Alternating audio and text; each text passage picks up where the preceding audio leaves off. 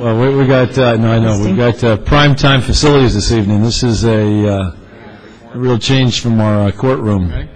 All right, Joe. So thank you everybody for coming tonight. What we're going to do is we're going to kick things off with the Pledge of Allegiance. Can we get somebody from the Professor Tobin Project to lead us in the pledge tonight? Please, thank you.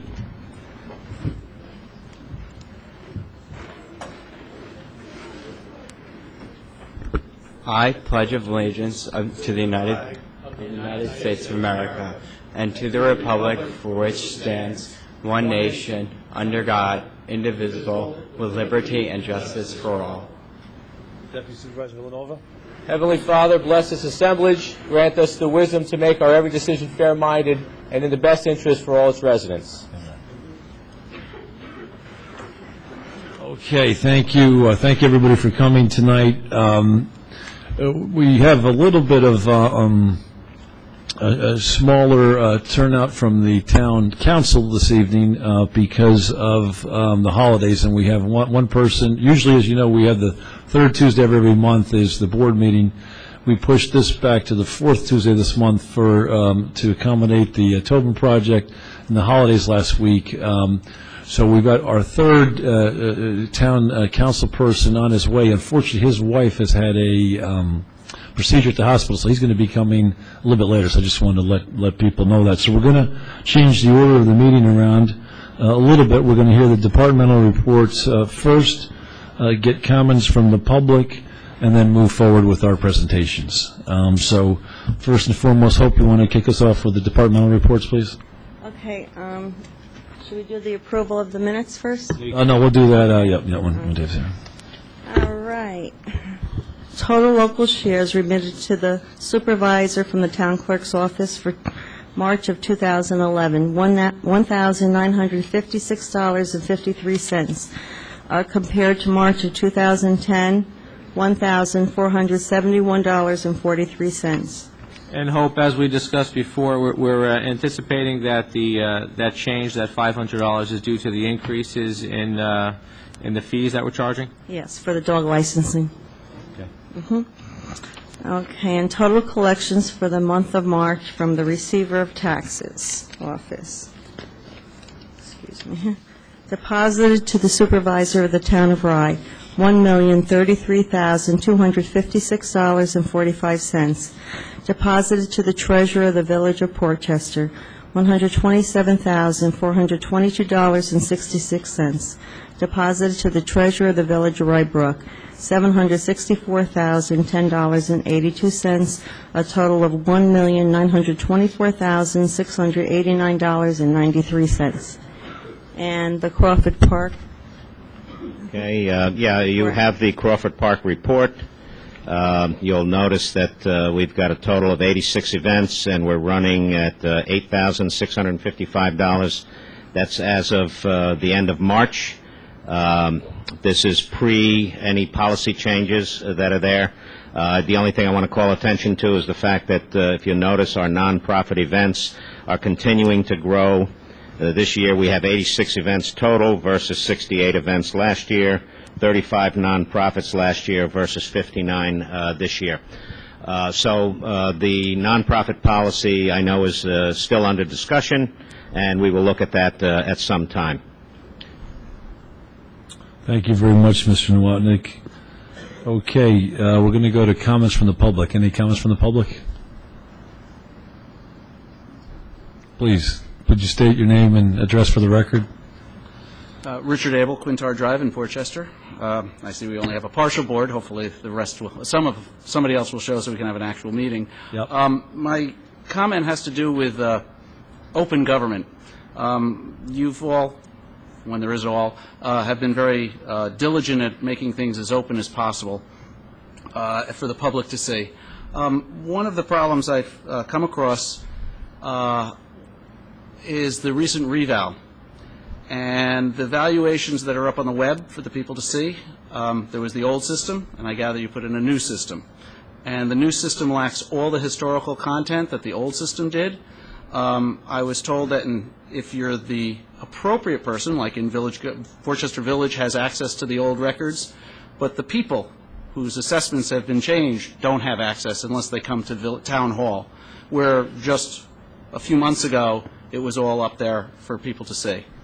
And I just think it's wrong that you have to make it more difficult, and especially you just did a reval, semi-controversial, not as controversial as the first one, and people should have as much information as easily as they can to see what their house is and what, all the historical and all the information about their house, and it was there. I mean, we're not talking about something new. We're talking about that something was taken away. Sure. And if that information is still available, I would ask that this board, or when it is a whole board, that you vote to allow all that information to be up. I don't think it's a matter of confusion. You could put a disclaimer that this is the old information and the new information is at such and such a website, or get them merged together, one or the other.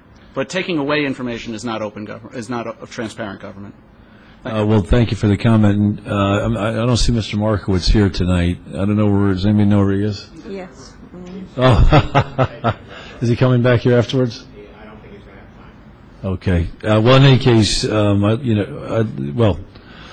yes, I discussed this with Mr. Markowitz. I fully understand the issue. I don't think it's a matter of transparency.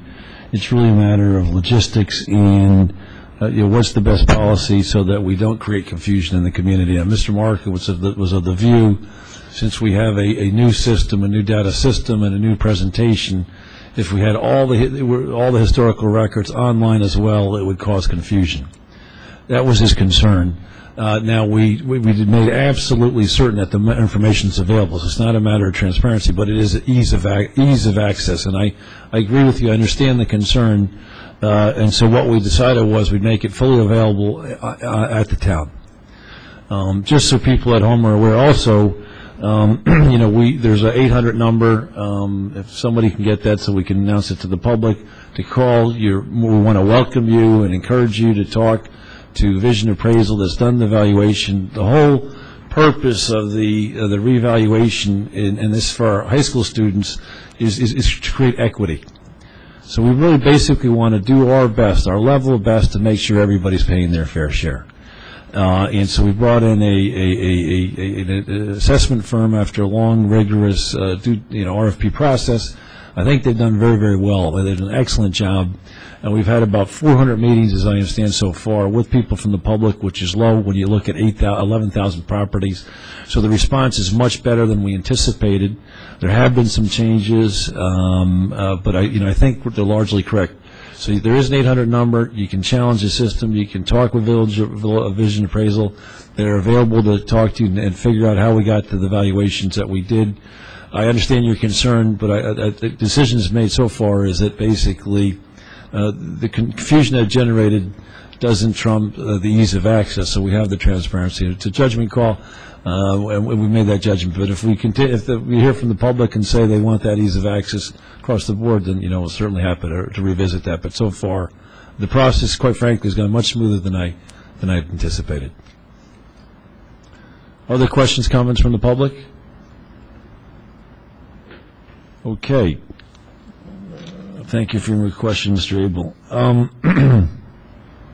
Well, tonight I'm thrilled that Professor Bill Tobin and the team of students are going to make a presentation on voter participation. This is the second year we've done this, and basically what we've done is we've brought together, along with Building Community Bridges, students from the three high schools in the town of Rhinebeck, Portchester, and Blind Brook. And they're working together on a very high-quality education project promoted by Professor Bill Tobin from Duke University. So I don't know who's going to kick it off, the presentation for us. Professor Tobin, do you want to just come up and just say a couple words first and introduce the project, and then we'll have move forward with it? So this is a project that was inspired by seminars that I taught at Duke University on research methods. And what we wanted to provide the students here was something that was engaging, exciting, and worth their time. And so what we've tried to do is introduce students to an engaged way of thinking about the world and engaging with the world, and also give them a method or a set of tools to try to make sense of challenges that they might encounter in the everyday world and in their communities. And so I'm really impressed with the work they've done, the tenacity that they've approached it, and I'm also always amazed by the kinds of products that come out of inclusive and diverse learning environments and learning communities. So I'm going to stop there and let them take over. One other thing, I'd also like to thank the League of Women Voters and Debbie Reisner, who participated in the project this year, since it has to do with voting participation. They were a tremendous help, and it was really nice having them on board for their project. So I want to thank Debbie Reisner. Mr. Tobin, Dr. Tobin, we'll turn over to you and your team.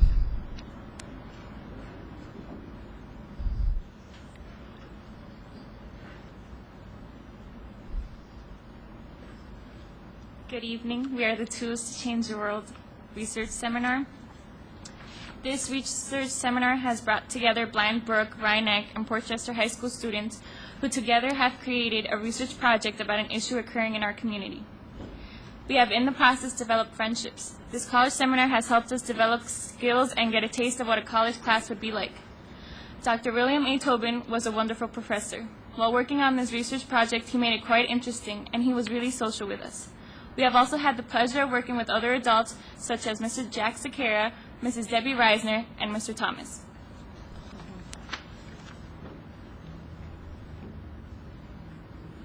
Could you just also, when you come up, just introduce yourselves so we know your names? Hi, I'm Brian Kerr, and I'm a sophomore at Rhinebeck High School. I'm now going to be telling you about the research question for this year's project. Our research question for this year's project was, why do people feel they lack necessary information about the voting process? We arrived at this question because of last year's project. Last year, our question was, why don't people vote? In last year's report, we found that one major reason why people don't vote is because they feel that they lack necessary information about the voting process, which prevents them from casting an intelligent ballot. In other words, some people feel that they don't know enough about the candidates and the issues to intelligently cast a ballot. What we hope to answer from this question is why some people feel that they lack information about the voting process, which prevents them from actually casting an intelligent ballot. To get answers from this question, we administered surveys and held focus groups. Thank you.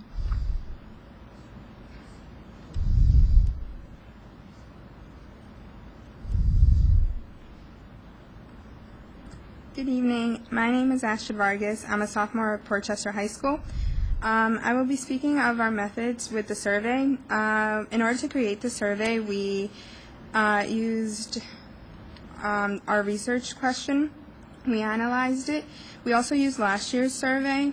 People in the survey group went and stood in front of Kohl's in Portchester in order to conduct the survey. People also took surveys to give to people that they knew all over the town of Rye. People also gave it to town residents at their schools. We also faced many difficulties. One difficulty was the cold weather. Yeah. When I was conducting the survey, along with other people on the survey group, it was really cold in front of Kohl's. We also got many rejections. People didn't really want to take our survey. The time to analyze our results came. We did so with Dr. Tobin and our group. We discussed info obtained and analyzed all and specific questions of the survey. In the end, those are our methods for creating, administering, and analyzing the survey. We got results that were quite surprising. Thank you.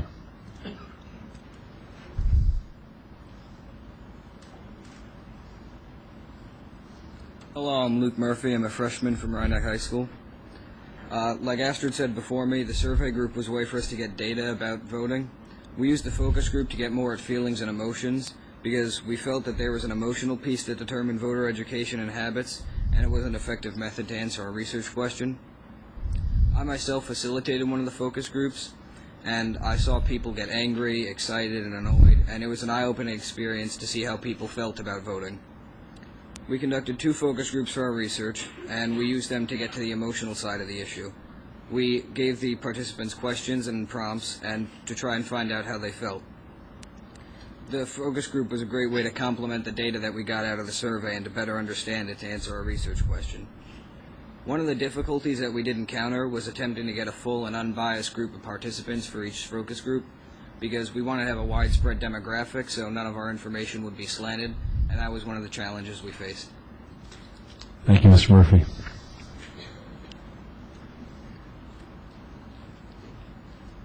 Hi, my name is Lara Cohen, and I'm a sophomore at Blindbrook High School. Off of our results from the survey, we constructed a graph, and it basically shows where people specifically obtain their information from. And this is relating to what they know about a candidate, what they know about the entire voting process, and anything that really relates to that. We found that the most common source of information was debates and campaigning. First off, this was actually surprising to us because this is something that requires some effort on behalf of the population.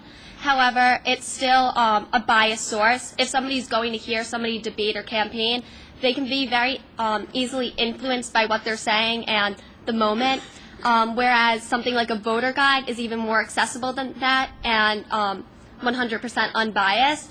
We also found that community members, friends, and the internet were popular sources, and these are all very biased sources. People consider themselves too lazy or too busy to access something such as a voter guide, but that's just as accessible, if not more accessible, than internet and people and those types of sources. And we found that people, however, weren't using something unbiased like that. Then we took what we got from the survey and put it into more general categories of the major findings. We divided where people got their information from into technical sources such as the internet, social sources such as talking to friends and community members, guides as in voter guides, and other. We found that the social sources were the most popular. However, those are the most biased sources, which really shows that people feel that a voter guide isn't accessible and it's easier to go to friends. We found that, secondly, a technical source is the most popular, and oftentimes going to a website is just as biased. Unfortunately, we found that people using a voter guide as a source of information was the least popular source, and this was quite surprising, seeing as a voter guide is really the only source that's guaranteed to be unbiased. And what we generalized was that people want something that's easy, and either they feel that the guide is not, or they specifically cannot reach a guide. Thank you, Ms. Cohen.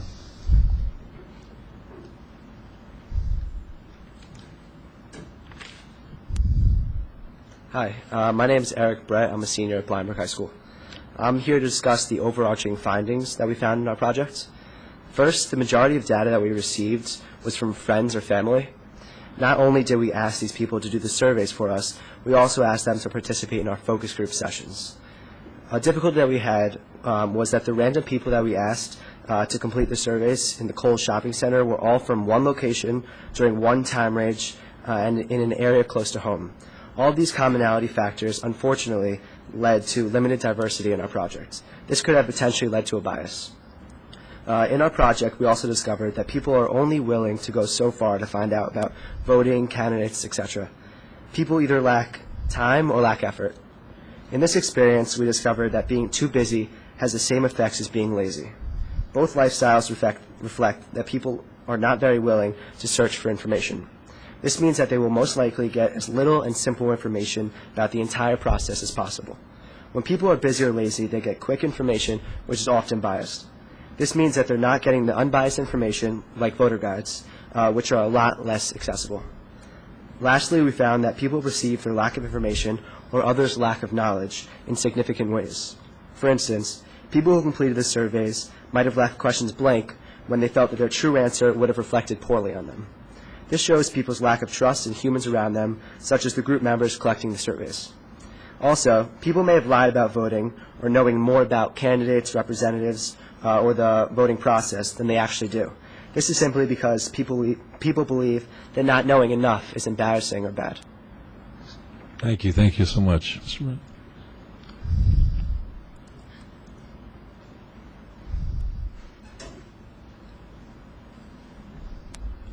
Hi, my name is Annabelle Gutterman, and I'm a freshman at Rhinebeck High School, and I'm going to be talking about policy recommendations. But before I begin talking about them, I want to talk about the challenges that we faced in making the policy recommendations.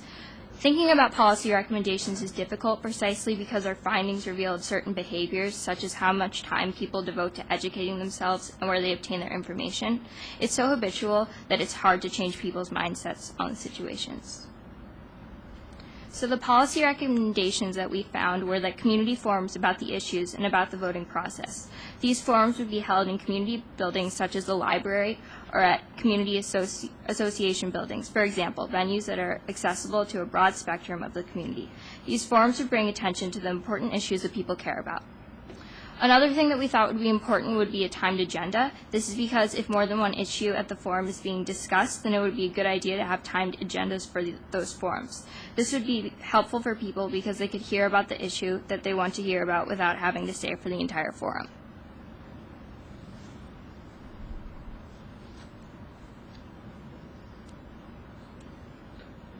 Thank you, Ms. Gutterman.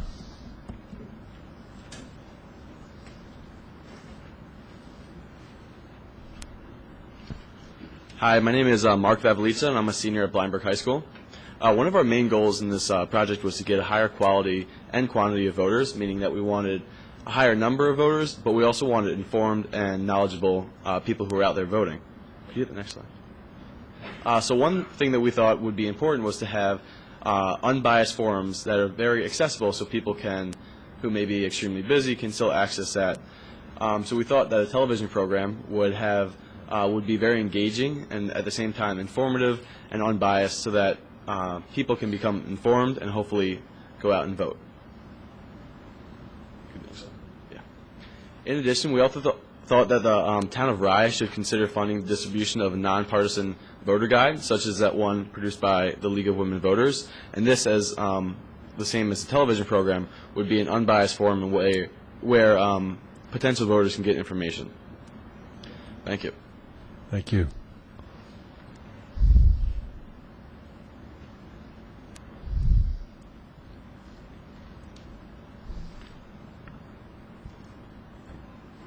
My name is Sage Reisner, and I'm a junior at Rhinebeck High School.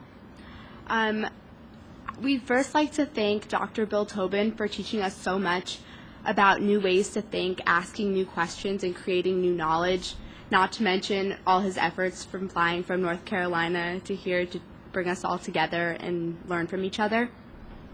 We'd like to thank the school districts of Blindbrook, Portchester, and Rhinebeck, and administrators Dr. Ferraro, Dr. Feit, Dr. Combs, and Mrs. Healy for supporting this project.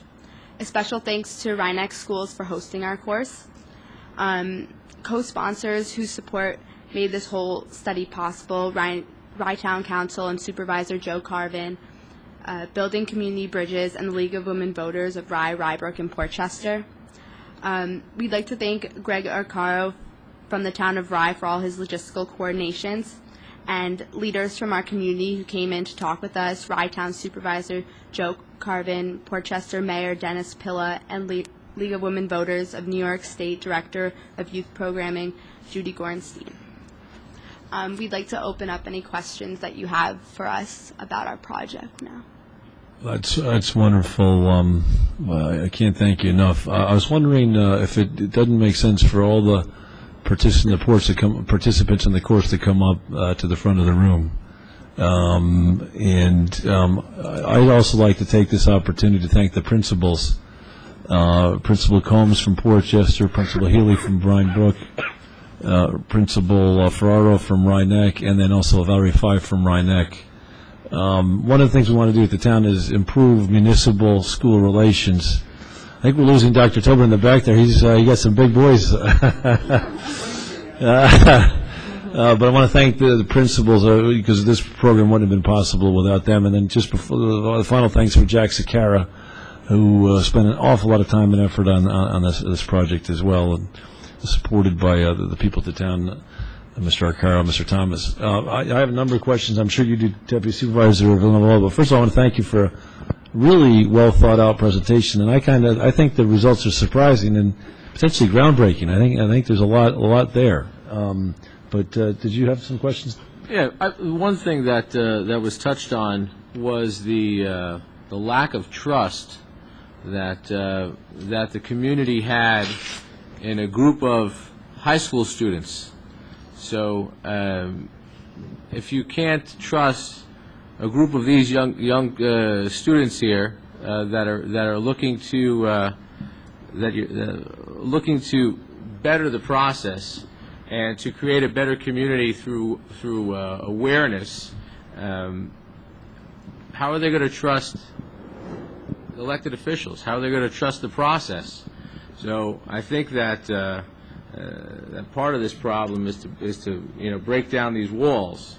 Another person mentioned, one of the young kids mentioned that there was the opportunity for someone to be embarrassed because they were ignorant on a topic or they didn't have enough information to make a proper decision. Unfortunately, you're not always going to have all the right information, and so you have to make the best decision that you can. And so for the people that are out there that are watching this and looking at the hard work that this group of young minds produced, you have to start somewhere. And you have to sometimes make not a blind leap of faith and putting your support behind a candidate, but get behind a candidate that best appeals to you, and to go forward from there. Because I don't want the effort of this group to go on deaf ears. So we have to obviously make the attempt to let this project be a stepping stone, and we look forward to 2012. I have some, thank you, Deputy Supervisor. I have some questions.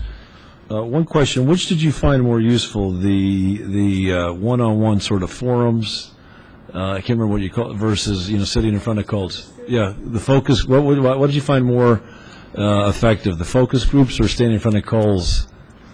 Well, I think that instead of one being more useful than the other, they provided different things. The surveys provided more statistical information about the overall group of people, while the focus groups kind of gave us a better idea of, for example, policy recommendations, because we got points of view and feelings about the topic, about really what's going on. So I think that more than one being more useful than the other, they kind of complemented each other. And in the focus groups, did you know how many people actually voted or vote frequently in the elections? I think that we kept track that I think most people did. I think one person was registered but had never voted before, and that was kind of an interesting thing to listen to her point of view. But why had she not voted? She had not. She was in college and hadn't gotten around to it. Hadn't gotten around to it. Now, I also want to talk to you about your recommendations. I think the recommendations are absolutely fantastic. I like the idea of a forum, a community forum. Now, the question is, do you have any thoughts on how one would conduct that, right? Because when you talk about unbiased, I think it's very difficult to be unbiased. There's always, some of the news programs consider themselves unbiased, and some people even consider Fox News unbiased. I'm joking, but how did you have any thought? Give any thought to how that community forum, who might do that, and how it might take place on the issues? Yeah, I know. I was thinking it wouldn't be. All of us were thinking it wouldn't be an all year round forum. It would be just during election time, and we would need an unbiased group to obviously lead the forum, for example, the League of Women Voters. And instead of, giving arguments for both sides, it would simply give the facts. Yes. And that way, there can't be any bias in it. You're simply giving the views of both candidates, and you can make your own educated decisions based on those views. Excuse me, Mr. Carvin. I think that if the opportunity presents itself, that it shouldn't just be during election time, because that's when all the hot air comes out, and everybody starts promising a lot of certain things are going to happen. What would be good from that project is to maybe do twice a year, 3 times a year. Look at the candidates that were elected. Look at what they're doing when no one's watching, You know, look at their voting record. Look at their attendance record.